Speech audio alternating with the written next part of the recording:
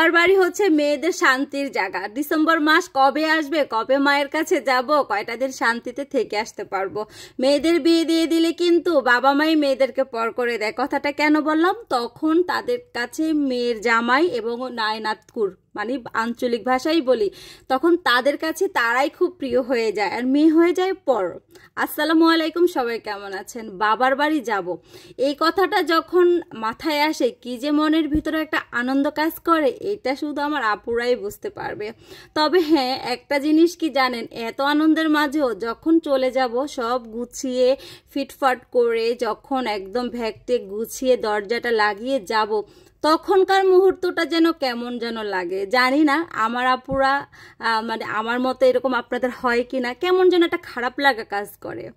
যে সংসার থেকে কয়টা দিনের ছুটি নেওয়ার জন্য আমরা মেয়েরা অস্থির হয়ে যাই, কটা দিন কোথাও শান্তির দরকার, অথচ ছুটিতে যখন যেতে চাই তখন মনের ভিতরে কেমন যেন একটা করে। তো যাই হোক, এদিকে হচ্ছে আপনাদের ভাইয়ার আসতে আবার একটু লেট হয়ে গিয়েছে।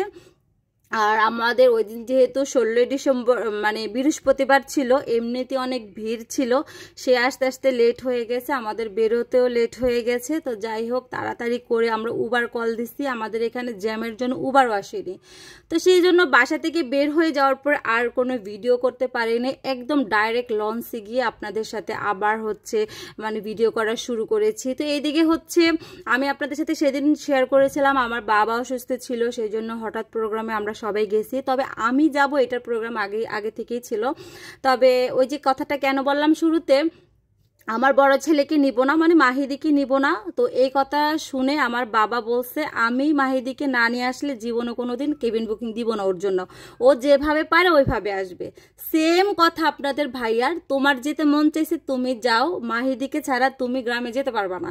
তো এইদিকে আমার ছেলের পরীক্ষা এসএসসি, আমি এখন ওকে একটা দিন মানে রেখে পড়ালেখা নষ্ট করে ওকে বেড়াতে নিয়ে যাবো, এটা আসলে জিনিসটা কেমন, মানে এটা আমি মানতেই পারতেছিলাম না। তো এইদিকে হচ্ছে আমার বাবা কেবিন দেয় নাই, আমার হাজবেন্ড কেবিন দেয় নাই, এইদিকে আমাদের এলাকার সব তো ভিআইপি, কেউ কেবিন ছাড়া যায় না, ডেকে খুব কম। তো আর কি করার আছে, আমরা আর ভালো কেবিন পাই নাই, ডাবল কেবিনই নিতে হয়েছে। তবে লঞ্চে জার্নিতে আপনার ডাবল কেবিনটাই কিন্তু খুব আপনি মানে এনজয় করতে পারবেন। এই যে একটু পরপর হচ্ছে চানাচুরওয়ালা আসে, ঝালমুড়িওয়ালা আসে, তারপর একটার পর একটা আসতেই থাকবে, আর আপনি সেগুলো না খেলে আপনি অনেক কিছু মিস করবেন, এত মজা। আর এই জালওয়ালা লোকটাকে দেখে আমি অবাক, আমি আর লঞ্চে কখনোই দেখি নাই যে লঞ্চে আবার জালও বিক্রি করে মাছ ধরার। তো এটা দেখে আমি একটু ভিডিও ক্যাপচার করেছি, আপনাদের সাথে শেয়ার করেছি, আমার রিলসও দিয়েছি। তো এই তো ওনার সাথেও গল্প করতেছি, তো আপনাদের সাথে হয়তো অনেক কিছুই শর্টসে মানে শেয়ার করেছি।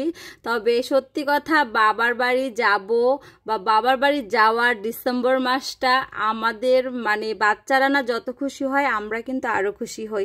এইদিকে রাতে হচ্ছে আমার ভাই ওর বন্ধু শুভ, মানে শুভ যাওয়াতে আরও ভাল লাগছে, আমরা অনেক গল্প করছি। তো এইদিকে হচ্ছে সবাই কথা বলতেছি, আর আমি এদিকে একটা রিলস বানাতে গেছি, আপনাদের ভাইয়া একটা কথা বলে আমার রিলস নষ্ট করে দিছে, তো এটার জন্য সবাই হাসতেছিলাম। তো এই বারবিকিউ আর হচ্ছে পরোটাটা খেয়ে সবাই আর রাতে ভাত খেতে পারে নাই, কারণ আমরা জাস্ট কয়টার দিকে 9টার দিকে খেয়েছিলাম, তো আর রাতের খাবারটা কখনই বা খায়।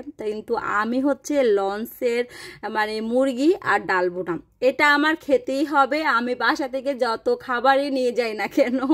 তো এইদিকে একজনের ভাত আমি আর আমার বড় ছেলে খাচ্ছি, আর কেউ খাবে না। সানবিকে একটা লেগ পিস দিয়েছি, ওটা বসে বসে খাচ্ছে, ও খাবে না।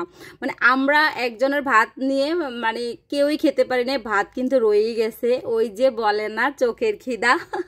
তো এইদিকে সকাল হয়ে গেছে, আমরা একটু লেট করেই নেমেছি। শীতের সকাল, এত ভোর ভোর কুয়াশার ভিতরে যেতে ভাল লাগতেছিল না, সবার শেষেই নেমেছি। আর এই তো আমাদের লঞ্চ ঘাটের নিচে আমাদের মানে নামার যে একটা ভিউ থাকে, সেটা দেখেন কি সুন্দর। আসলে বাবার বাড়ির মাটি হচ্ছে একটা শান্তি, একদিনের জন্য গিয়ে 3 দিনের জন্য গিয়েছি, এটাও শান্তি। ইনশাল্লাহ ছেলের পরীক্ষা শেষে অনেক দিন বেড়াবো, আর আপনাদের সাথে অবশ্যই শেয়ার করব যে কয়টা দিনে ছিলাম।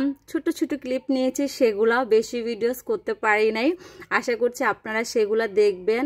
আগামীকাল থেকে আমি ডেইলি ব্লগগুলো আবারও শুরু করব। এই তো সবাই চলে যাচ্ছি, খুবই ভালো লাগতেছে। আর আমরা সবাই নেমে আবার হচ্ছে আপনার অটোর জন্য লেট হয়ে গেছে। আর এই দেখেন আমাদের ওখানে কিন্তু অনেক টুরিস্ট যায় ঘোরার জন্য, তাদের জন্য অর্ধেক কেবিন বুকিং হয়ে যায়। তো যাই হোক, আসসালামু আলাইকুম, সবাই ভালো থাকবেন।